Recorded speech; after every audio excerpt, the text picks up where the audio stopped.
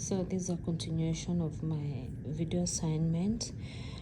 So after the air has moved from the nose into the conch, the superior, the middle, and the inferior conch, then it moves to the pharynx. The first part of the pharynx is the neopharynx, that is nasopharynx, sorry, that is directly behind the nose, which will extend to the oropharynx, which is behind the mouth as well. Then it will extend down to the laryngopharynx.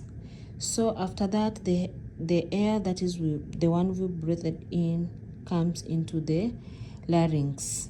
The larynx contains the epiglottis. So this one, the function is to prevent food and water from entering the trachea. It closes so that it prevents food from entering the trachea, which prevents aspiration. And aspiration is when food or water is inhaled into the airway. This also has some cartridges around it. So then the air moves down to the trachea, which is also known as the windpipe. And then the trachea moves the air into the lungs. So we want the air into the lungs and the food into the esophagus. So the trachea descends and divides into two main parts here. The right one and the main bronchi. So each bronchi here, the way it has divided, it's either the right and the left one, sorry. So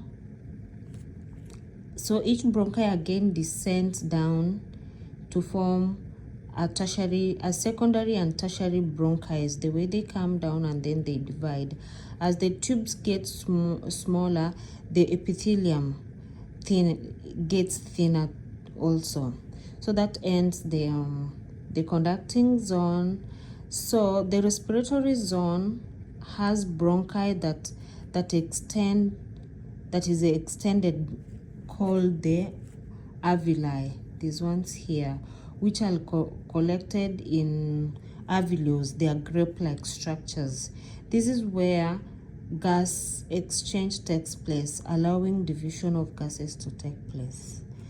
And then we have the lungs. They are paired. There are two organs located into the thoracic cavity, as we can see. So we have the right one and the left one. Each lung has a robe. I tried to identify the robes. So the right one has 3 robes. So this is the robe, this is the one, and this is another robe and the another robe. And the left lung has only 2 robes, like divided here. So the main function of the lungs is to provide lubrication, so that it can reduce friction during breathing and maintain the lungs during expansion. Then we have the diaphragm here, that is the last part. It's a dome-shaped structure and it's the base of the thoracic cavity. Its primary function is for respiration.